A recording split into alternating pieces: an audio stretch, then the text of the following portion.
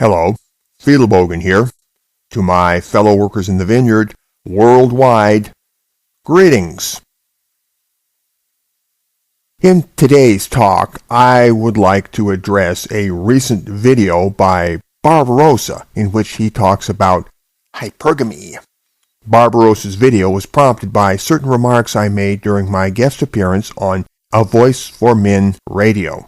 I make my present statement not simply to clear up misunderstandings, but because the topic in question has importance in its own right. It is a conversation that needs to be had, and right now seems a likely time. My remarks on AVfM triggered a flurry of reaction, generally negative, among MGTOW types in particular. My words evidently touched a nerve I didn't rightly know was there. It caught me by surprise. At a certain point in the interview, hypergamy cropped up as an offshoot of a larger topic, and I briefly mused that hypergamy should go on to the back burner in terms of what the general public hears people like us talking about. This was an off-the-cuff remark, a passing remark, and the conversation quickly moved right along. For me, it was an off-the-cuff remark, but for some people it was a matter of weighty import. It appears that I touched upon something mighty close to the center of their discourse, that my speech was loaded in a way I didn't realize. So I reckon the best plan is to hit the reset button. Therefore, to all concerned, I say this: talk about hypergamy, talk about Briffault's law, talk about evolutionary psychology, talk about reproductive strategies, talk about the mercenary nature of women, and all that sort of thing, to your heart's content. Go to town, talk a blue streak, knock yourselves out, and don't let me stand in your way for one split second. All right? All right. I think we cleared that one right up, didn't we? So let's move right along. My statement at AVfM was a policy recommendation, directed first and foremost to myself, and secondarily to anybody who might share my way of thinking. There's no way in hell that the whole wide world will act upon Fiedelbogen's recommendations, but there is at least a chance that a meaningful fraction will do so. And that's enough for me. All right, now let's talk about hypergamy, Briffault's law, evolutionary psychology, and so on. In the end, this all boils down to a very simple question. What is the primordial nature of woman? Are women fundamentally mercenary creatures governed by the imperatives of reproductive strategy? Are they? Well, some would say they are, and others would say otherwise. Yes, I grant you it's an important question, and if the truth can be found, we ought to find it. Intellectual honesty in the spirit of science demands no less. And yet, for political purposes, this question does not interest me. My approach to all of this is ethical and philosophical. To me, hypergamy theory would have the value of a predictive model, something to filter and forestall female behaviors that might prove harmful. That indeed would be its purpose, if it has any purpose at all. Now, I too wish to filter and forestall harmful human behaviors, which, needless to say, includes the female kind. However, my take on hypergamy, Briffault's law, and all the rest of that is purely agnostic. I declare no opinion on these matters because I do not claim to know. And that's agnosticism for you. So, when it comes time to filter out harmful female behaviors, I use a simpler method. Simply stated, I hold women morally accountable, unlike feminism. And if they don't measure up, I filter them out. So, any harmful behavior that might arise from the dark workings of primitive programming would be cut off at the pass by my system of ethical standards and security clearances. There is a word for this sort of thing: civilization. I should add that this would work for anybody, even if they do secretly believe in hypergamy and all of that. Just calibrate your tests and standards according to your theoretical model without talking about your theoretical model. But as for me, I'm agnostic. Hypergamy theory might or mightn't be true, but either way, my bases are covered. I know exactly what I don't want in my life, so I make my calculations and set my filters accordingly. And once again, I do this simply by holding women morally accountable, just as I would hold men morally accountable. Equality, anybody? And that is why I don't publicly talk about hypergamy and such, because I don't need to, nor do I need to self-censor. Every word out of my keyboard or out of my mouth is precisely what I honestly do think.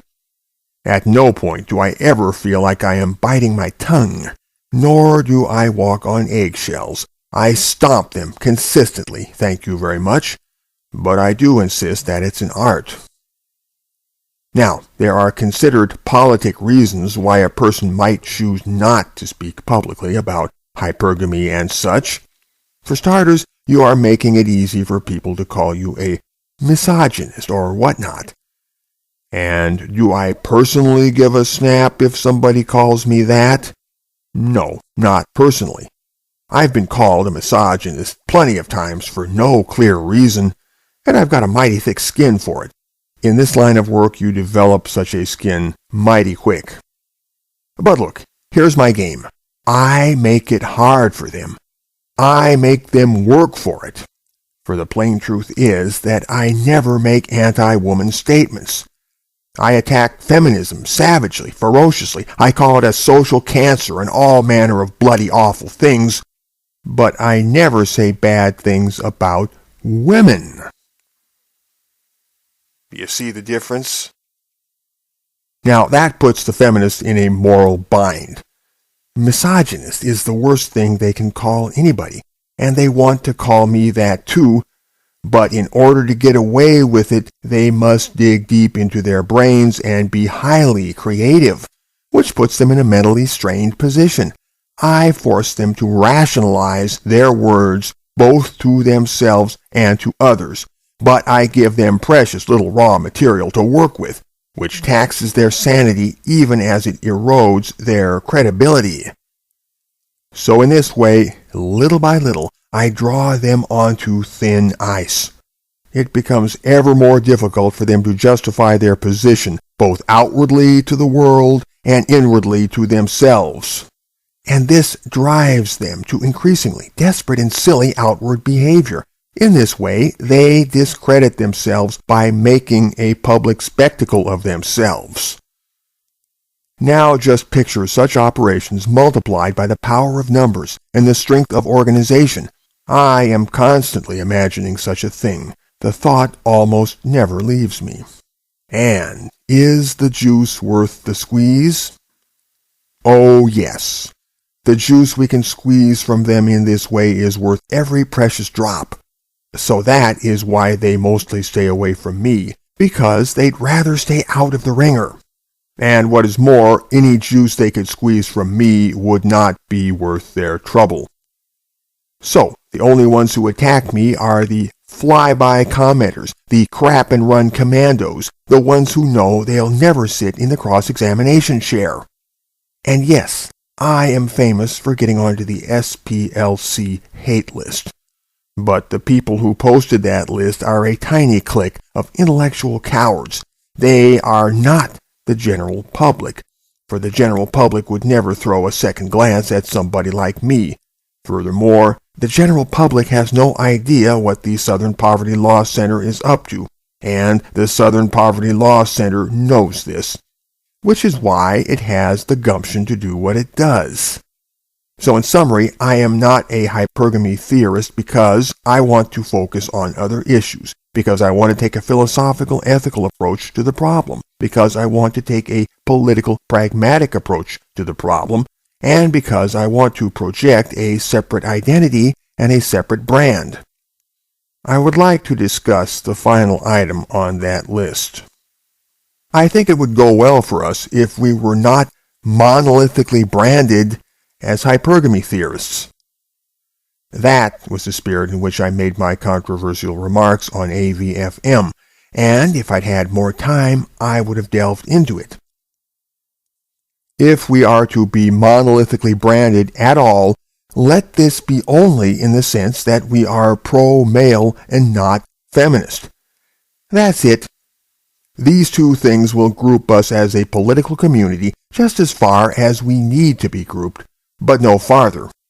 Beyond that, we should split into separate groups that will register separately on the world's awareness. What's killing us right now is our lack of message clarity, arising from our lack of signal differentiation. 2 or 3 months ago, I compared us to an untuned orchestra with no conductor and no common music. I suggested that we are transmitting a bloody lot of dreadful noise which the general public cannot be expected to understand, and so I concluded that the general public has understood us in a false, chaotic way which sets us back. We are transmitting so many signals from a confined space that the result is nothing but noise. I propose, therefore, that the orchestra must break up into many different quartets and combos.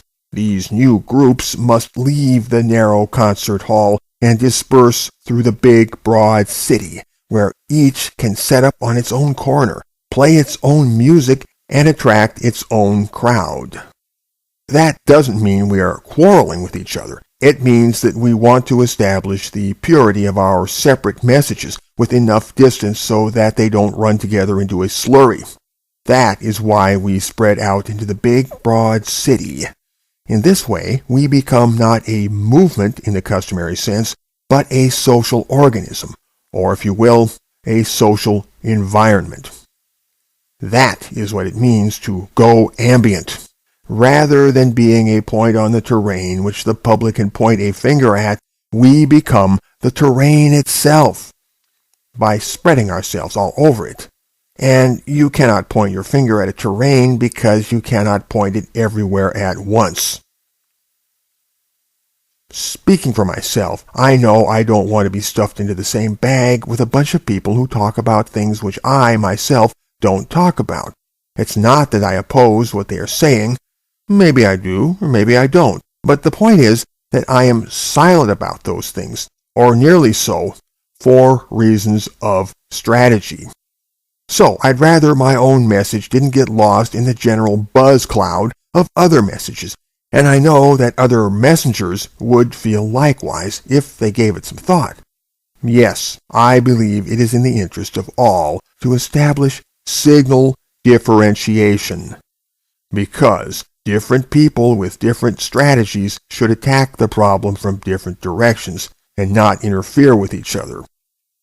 So in the end, we must force the general public to recognize our diversity and stop thinking of us as a point source or a target. In this way, we spread out and merge with their world. That is, we go ambient.